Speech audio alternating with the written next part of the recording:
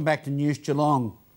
The recent heat wave that we've experienced in and around Geelong led to the City of Greater Geelong to issue a heat wave warning to all community citizens, as Meryl Friend reports. We're here at Waterworld and the City of Greater Geelong on the weekend issued a heat wave warning, and this is for people to be aware of, particularly elderly neighbours, and all the common sense things we need to remember to keep ourselves healthy and happy in this hot weather. Absolutely, it is something we always we forget, and I think it's also one of those things that our elderly people we forget that they don't actually feel the heat as much as we do. So I guess the tips that we have in our heatwave plan are things like drawing the curtain, making heaters are turned off because some people forget to turn them off. Potentially even turning air conditioners on. I know that sometimes their curtains do just work and air conditioners can be costly, but air conditioners on, drink little sips of water and not forgetting our pets either. Light clothing, fans on as well. You know, really simple things like that. Check on the neighbours as well. A lot of people have got elderly residents living by. Family members, give them a phone call. We also, I suppose, when we issue a heat wave, we've got about 400 clients that we make contact with to make sure that they're okay and they're drinking, those sorts of things. What we try to do here at Waterworld, obviously on days when there's really high levels of heat, we roster on additional staff and we have a briefing at the commencement of the day with staff just to go over things such as slip, slop, slap and just really emphasise to staff that it's important for them to be setting the example in the community so that all our lifeguards are wearing hats, long sleeve shirts, etc. We also drill home that we need to have them really healthy and good condition if they're working on those days of extreme heat. We roster more breaks for them. We make sure that they're rehydrating on regular basis. We have an icy pole policy where they get free icy poles for the day, and we encourage them to take breaks, and we welcome our staff to actually jump in the pool when they're having a break to cool down, or to go under our new splash pad and have a bit of a run around in the splash pad. So it's just going over all those common sense things with staff, and to ensure that they're on the lookout for patrons that may be struggling with the heat. But all in all, usually runs fairly well. At Waterworld, Meryl Friend, News Geelong. Thank you, Meryl. Osborne House at North Geelong has opened its doors to a first-class art exhibition that continues to encourage the development of Geelong artists. Meryl Friend reports. The Geelong Art Society and Osborne Park Association have come together to put on their very first Osborne House art exhibition. Here you'll be able to see some of Geelong's greatest artists' work at this beautiful location at Osborne House down here with the Corio Bay in the background. This runs from 10 a.m. to 4 p.m. until Sunday the 5th of February, and we were able to catch up with some of the VIPs. So how many months has it taken to get this all together? Oh, it's only taken perhaps 2 or 3 weeks, really. Oh, really? Maybe a month. And how many paintings have we got on show? We've got just on 300 paintings. It's the biggest show we've ever had. And basically all Geelong artists? Local artists. We've got some of our tutors in here too with their work. And Charles Moody, who is renowned Australia-wide and France, he's won awards.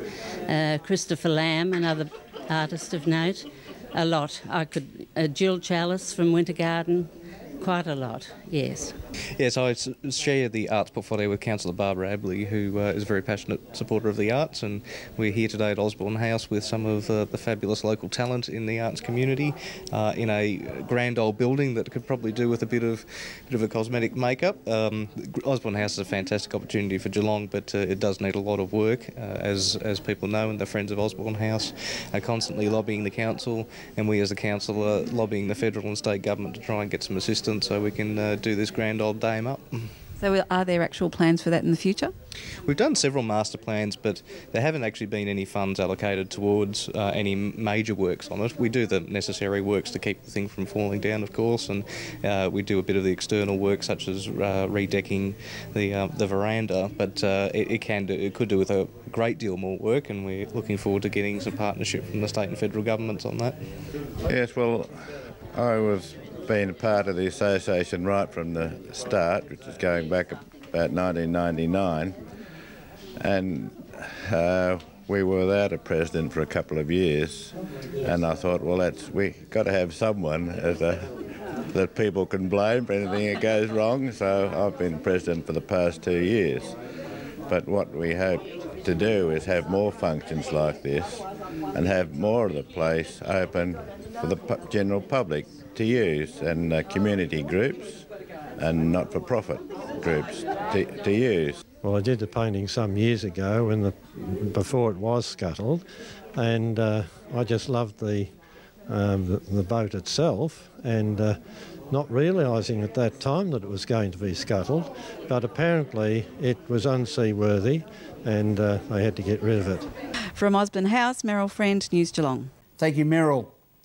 The Geelong Botanical Gardens is always a place to be during our Geelong summer, with many ongoing activities. Again, Meryl Friend reporting.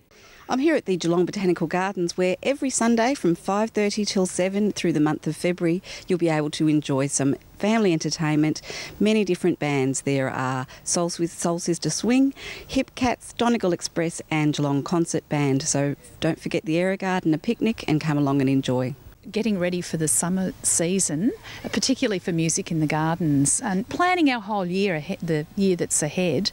We have guided walks right through the year. We don't plan those overnight. They take lots of planning. So we're planning the guided walks, the talks for the year, but most importantly, music in the gardens, which is every Sunday in February. We've got 4 fantastic concerts on this year, and we're really looking forward to the community coming along and joining us between 5 and 7:30 every Sunday, and it will be a fantastic event.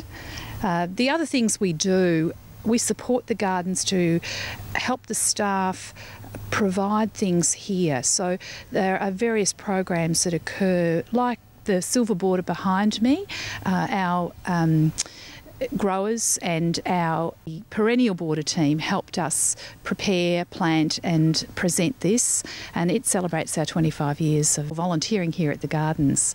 Being a friend at the gardens means that you can be actively involved or just become a member and receive our newsletter. It's a really important way of supporting the gardens. Well, we have volunteer-led guided walks twice a week on Wednesday mornings at 10:30 and 2 o'clock in the afternoon on Sundays. And once a month we have special walks on Sundays, such as the one we have coming up on food plants in Botanic Gardens. But we try and have something that's a little bit special, a little bit different. We find that people respond to finding out more about the gardens that way, and our guides really enjoy the challenge of putting together something that's different. Council has actually contributed some money towards various activities here. Every Sunday in February there'll be music in the gardens, and I look forward to seeing as many locals from Geelong down here listening to the music and enjoying the peace and serenity before and after the concert that the Botanic Gardens provides. Here at the Botanical Gardens, and for more information you can go to www.friendsgbg.com. Meryl Friend for News Geelong. Thank you, Meryl. This is News Geelong. Following the break, we will return with our sports report and weather report after this.